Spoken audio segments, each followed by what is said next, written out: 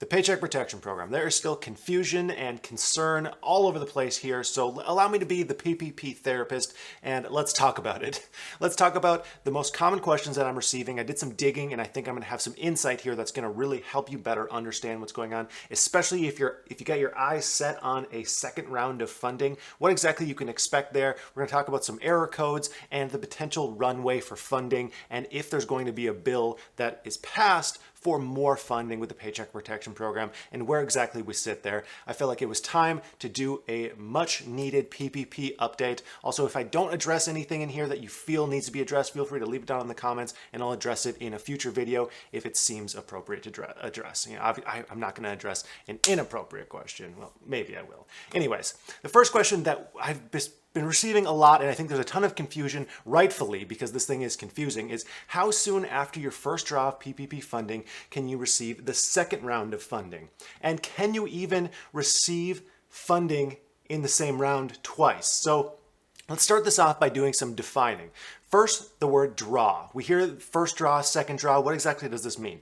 That just means the funding that you receive. So each time you receive funding with the Paycheck Protection Program, it's considered a draw. And then a round is actually the allotted money in Congress for the Paycheck Protection Program. So the first round was in 2020, the second round was in 2021. So if you didn't receive a PPP until 2021, you'd be setting your sights on a first and second draw in the second round of PPP funding. So hopefully that helps clear that up. And the answer here as to if you can receive 2 draws of funding in 2021 is yes. And many people have already received their second draw. Actually, more and more are receiving it every single day. I'm receiving messages that are like, I applied through round 1 on March, whatever, and now I just got round 2 funding. I'm super excited, but there's still a group of people who haven't received it yet, and this is where it gets confusing. So I think it's confusing on the lender basis because some lenders simply will not do it. Some lenders will say, you ready to receive funding in 2021? Sorry, that's all you get. You only get 1 draw in 2021. And then some lenders are saying that you need to wait 8 weeks. They're saying, hey, if you applied for draw 1 in 2021, you can get draw 2, but you have to wait until your covered period is done, which the smallest covered period possible is 8 weeks. And then we couple both of those with the understanding in the beginning of this program that you had to wait until after your covered period to receive second draw funding. But this is why it's so confusing. That's actually not the case. It isn't written in any interim rules by the SBA that you actually have to wait your covered period to receive the second draw, and it's definitely not written anywhere that you just simply can't receive a second draw in 2021. I mean, people have already done it. Some lenders say you can't, but that's just on the lender basis. You absolutely can, and you actually don't have to wait the 8 weeks, but you have to find a lender who will allow you to do that. You do have to do a few other things, though, to receive 2 draws in 2021. First, you have to certify, to receive the second draw, you have to certify that first draw funds are used or they will be used. Now, how do you do that? How do you certify this? It's basically just checking a box. I certify this. This is a question that I asked Bill Briggs, the SBA administrator, long ago on my interview with him. And I asked, is there any proof here? What exactly is required? And he's like, there's no proof. You just have to check a box and certify it. So either you have spent the funds or you plan to spend the funds. And I mean, who wouldn't plan to spend the funds? Obviously, they're in your account. You're not just going to leave them for a lifetime. So yeah, you can honestly certify you're good to go and you can receive that second draw funding. And then second, you have to have a reduction of 25% in gross receipts. Now, this is where you need to be careful because a lot of people, they didn't have that 25% reduction. And to calculate this is on a quarter to quarter basis. So you need to compare a quarter in 2019 to a quarter in 2020, the same quarter. So it'd be like Q1 versus Q1, Q2 versus Q2. And you need to have a 25% reduction or more in gross receipts to have that fully forgiven. And this is where you need to be careful because some lenders will allow you to apply without proving that reduction, but then once it comes to forgiveness, you have to prove the reduction. Some lenders make you prove the reduction beforehand just to be safe. So if you haven't seen that 25% reduction, I would not bank on full forgiveness for your second round. So just something to think about. Next question that is rightfully receiving a ton of questions and concern is, when is the PPP going to run out of funding? Now, most estimates pin this at less than 20 days from right now, and it varies a little bit, maybe plus or minus 5 to 10 days. Now, we do have updated numbers coming from the SBA very, very soon that's going to give us a better funding runway, and that way Congress and lenders are going to have a little bit more decision-making information to base the future off of. So we're going to keep an eye out for that. Make sure you stay tuned for that as well. Subscribe and turn on the notifications. That way you know as soon as I know this information. I suspect that the math on that is not going to be great. I suspect that funding is just simply going to run out before everyone receives their loans. Now, a lot of people have already been funded, but most of them just for their first round. Most people who have applied for the first round have received funding. Yes, there's people who haven't yet been funded because there's various error codes or issues on their applications, or for whatever reason, it's taking a while to process.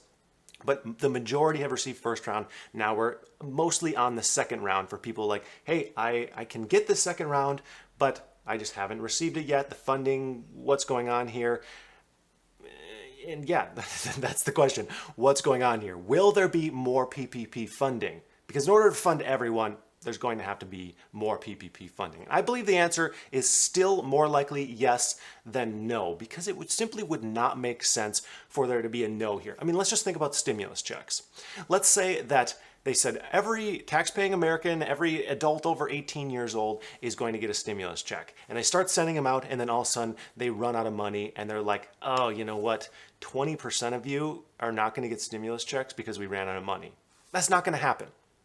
So I think it's kind of similar with the business funding here, especially with the fact that Congress has been pretty darn good about helping out small businesses through the entire COVID dilemma. When PPP ran out of funding the first time, they funded it in like 4 days. It was like the quickest action that Congress has ever done as far as what I can tell. In 4 days, there was more funding. They changed up some of the rules, made it better for small businesses because large businesses were taking all the funding. So I would not be surprised if something happened here. But right now, the movement towards getting that bill passed is slower than expected. I would have already expected a bill to be proposed and something to be worked on, kind of gaining steam right now, maybe scheduled on the Senate or House floor, but that's not the case as of right now. As of right now, there's no bill proposed. There's currently just a committee debating on, the specifics of this. But we want a bill and we want steam to be built around this bill. Now, I've been in discussions about creating a kind of grassroots campaign to help appeal for more PPP funding, since there hasn't been like very major progress yet. We still have some time. Things can happen quickly. It can be put on the House floor or the Senate floor relatively quickly, be signed in by Biden, and have funding relatively quickly.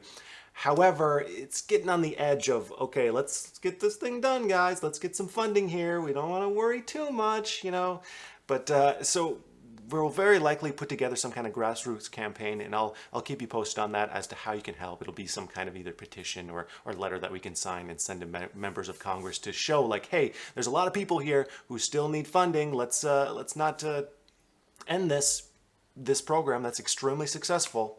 So now another question on top of this is, what about the gross income issue? What about the people who applied for the PPP loans? They were diligent, they applied early, and their calculations were based on net income instead of gross income. What about those people? Are they going to be able to bump up their loans? This is obviously a major issue. It makes no sense. The answer here is, as of right now, no, there's no option. But I believe if there's another bill passed to give more funding to this program, it would make very logical sense for this gross income issue to be on there, because both of these are kind of discrepancies that don't make sense to not address. It simply makes no sense to set up a program where the people who planned ahead the most, who were the most diligent, who applied in the most difficult time, see the worst situation, meaning a lower loan size, and they have no option to fix it. Now, there's a potential issue here where I don't think it's as simple as just saying, okay, up your loan size, you're good to go, because we have to remember that lenders have to process this. I haven't talked to anyone about this, but I've just been thinking about it, that lenders are going to need an incentive to go through and reprocess these applications to bump up the loan size. And right now, there's no systems in place for banks to be compensated for all the additional paperwork and headache that they'd have to deal with to increase its loan size. So I think the reason we haven't seen a change yet is because there probably needs to be more funding for the people who are processing the applications to make this happen. But in a bill that provides more funding for the program and a longer runway, it'd be very easy to add that other issue on. And I would not be surprised if that was changed as long as more funding is added for the program in general. Now, I also wanted to talk about the lender secondary review and SBA codes issue that many people are still running into. Many applications have applied and then it's just hung up at the SBA, and it is extremely confusing. I've taken a sneak peek at the SBA's back end here and what the codes are like, and it is absolutely chaos. And I understand why it's so hard to resolve these darn codes. It's so hard to understand what they even mean. But the most common reason this has happened to people is the most frustrating reason, because people have applied through multiple lenders. Now, this is frustrating because from the very beginning, the SBA has said, hey, you can apply through multiple lenders.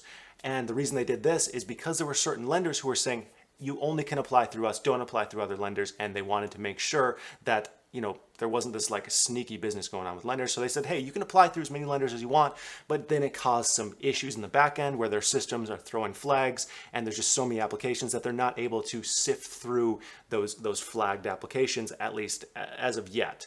Now, I just found out a new reason why this could also happen if you applied for multiple businesses.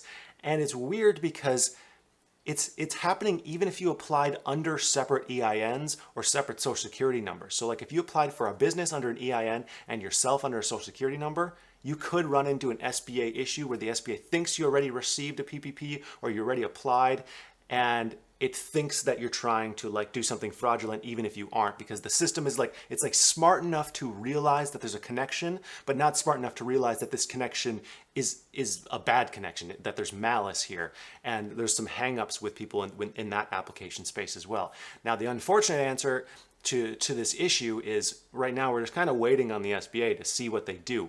There's still been word that they may just release these codes and allow lenders to process them and fund them, but there's no action as of right now, and I'm hoping that happens soon because it's just extremely frustrating.